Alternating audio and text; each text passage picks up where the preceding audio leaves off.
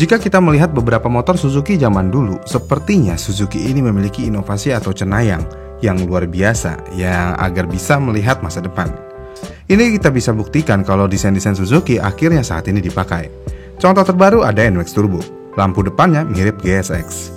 Jadi ya seperti butuh waktu yang cukup lama agar desain Suzuki ini ditiru oleh pabrikan lainnya.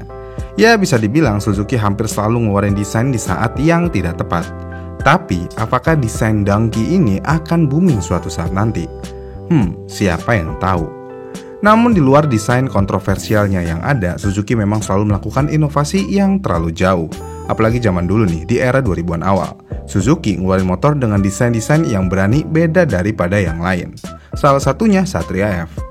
Tapi selain Satria F, Suzuki memberanikan diri untuk mewujudkan inovasinya mereka dengan mengeluarkan motor yang cukup absurd di zamannya, yaitu Suzuki Arashi.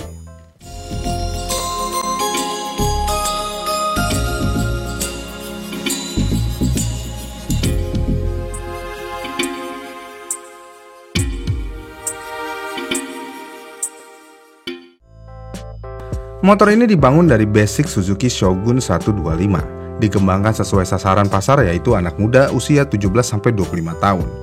Untuk desain Shogun 125 mungkin kita masih bisa terima karena desainnya oke-oke aja sebenarnya. Tapi apa yang dipikirkan Suzuki dengan mengeluarkan motor bebek 125cc tanpa sayap dan headlampnya di dasi? Kepikiran aja desainer Suzuki ngelakuin hal ini. Ya memang sih Suzuki melakukan hal ini ya memang bertujuan untuk mirip-miripin GSX-R, tapi kayaknya agak maksa banget. Dan Arashi adalah bebek pertama yang menggunakan gaya headlamp seperti ini. Memang terlalu berani Suzuki kadang-kadang. Kemudian selain headlampnya yang aneh, lampu sennya yang malah dibatok kepala. Tapi yang membuat motor ini menjadi lebih aneh adalah spakbor depannya. Mungkin tujuan utamanya untuk menjadi sporty, tapi jangankan sporty, kelihatan bagus aja kayaknya enggak. Apaan nih? Sampah. Kemudian selain itu, dengan desain tanpa sayap ini membuat motor ini benar-benar ceking alias kurus kayak kurang makan protein. Jadi dengan demikian bukan karena desainnya aja yang nggak pas waktunya, tapi emang aneh aja nih motor. Dan sampai saat ini nggak ada pabrikan yang meniru desain ini, yang berarti ini membuktikan kalau inovasi desain Suzuki terlalu jauh. Ada sih yang niru seperti Honda CS1, tapi setidaknya Honda CS1 memiliki model yang gambot di depan. Namun ya tetap aja, karena panutan desainnya Arashi, CS1 juga menjadi motor aneh. Salah inspirasi ini Honda. Oh iya satu lagi, Honda juga melakukan kesalahan yang sama nih dengan menyontek Arashi. Di tahun yang hampir sama, Honda mengeluarkan Honda Blade dengan desain yang mirip Arashi. Yang mana headlampnya juga begitu, pakai spakboard model sporty juga dan wingless atau tanpa sayap yang besar. Dan hasilnya, ya motor tersebut juga gagal.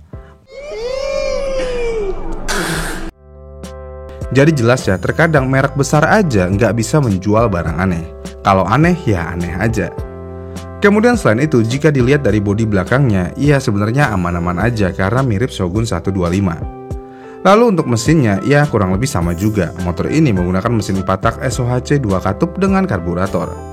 Diameter silindernya sendiri ada di 53,3 mm dengan langkah piston ada di 55,2 mm dan kompresinya ada di 9,5:1 dengan daya maksimum di 10,8 PS di 8000 rpm. Dan motor ini memiliki panjang di 1915 mm dengan lebar keseluruhan di 715 mm dengan tinggi keseluruhan di 1055 mm. Berat kosong motor ini pun ada di 100 kg. Dan motor ini menggunakan transmisi kopling manual plat majemuk tipe basah Sapex atau Suzuki Advanced Power Engagement Clutch System dengan jumlah gigi 4 sistem rotari. Dalam penjualannya, motor ini hanya bertahan dari tahun 2006 sampai tahun 2009. Awalnya Suzuki Arashi tersedia dalam tipe standar dengan kopling otomatis. Kemudian menjelang akhir hayatnya, Suzuki mengeluarkan Suzuki Arashi 125R dengan power yang lebih besar, tampilan sporty dengan velg CW serta pengaplikasian kopling manual. Tapi ya tetap aja, sayangnya upgrade tersebut masih belum bisa diterima sama pasar. Yang mana pada akhirnya motor ini benar-benar tenggelam kemakan pasar. Emang ada-ada aja sih Suzuki bikin motor beginian. Tapi ya walaupun begitu, buktinya Honda aja kepincut kan untuk ngikutin desainnya. Tapi sayang beribu sayang, masyarakat benar-benar nggak mau motor beginian. Ya alasannya jelas, ini Suzuki. Suzuki dari dulu sampai saat ini terkenal spare partnya yang mahal dan susah.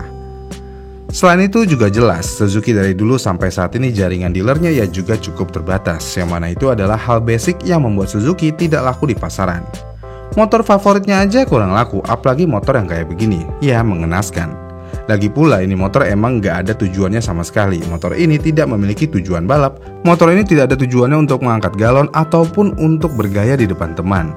Motor ini memang ditujukan hanya untuk mempermanis desain motor yang ada di Indonesia aja. Pasar loak, Tapi cukup hebat sih Suzuki ini. Suzuki benar-benar berani mengeluarkan sesuatu hal yang luar biasa baru kala itu. Kita ambil contoh headlampnya sekali lagi. Headlamp Arashi terkenal dengan nama headlamp, mohon maaf nih, bego. Julukan ini muncul karena ketika stang berbelok tapi headlampnya tetap maju di depan kayak orang, mohon maaf nih, bego. Tapi ya walaupun mendapatkan julukan yang gak enak didengar, tapi setelah Arashi disuntik mati, headlamp jenis ini malah booming. Dan yang bikin booming siapa? Ya, Honda sang peniru ulung. Dengan Honda Vario, Honda berhasil mempopulerkan headlamp jenis ini. Dan sampai saat ini semua motor matic menggunakan headlamp bego ini. Sampai titik ini sebenarnya kita yakin Suzuki itu sebenarnya oke dalam desain. Tapi waktunya aja yang kurang tepat. Tapi memang terkadang desainnya kejauhan kayak Suzuki Arashi ini.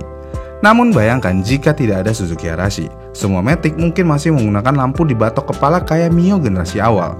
Dan gara-gara Arashi, Yamaha Mio pun yang generasi awal-awalnya yang menggunakan headlamp di bagian batok kepala, saat ini sudah pindah ke bagian dasi depan. Salut untuk Suzuki yang sudah merubah desain motor di Indonesia. Walaupun memang Suzuki harus berkorban untuk membuat desain ini.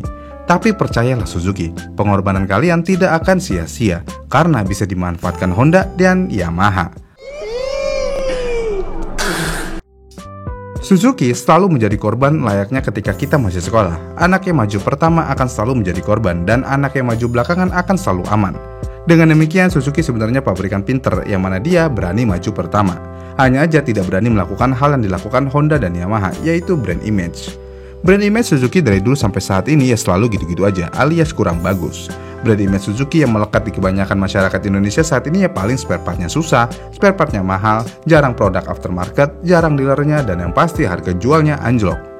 Ya sangat-sangat disayangkan sih Suzuki ini. Dan itulah Suzuki dengan inovasinya yang terlalu majunya. Bagaimana nih menurut kalian? Komen di kolom komentar di bawah ya, dan sampai jumpa di video selanjutnya.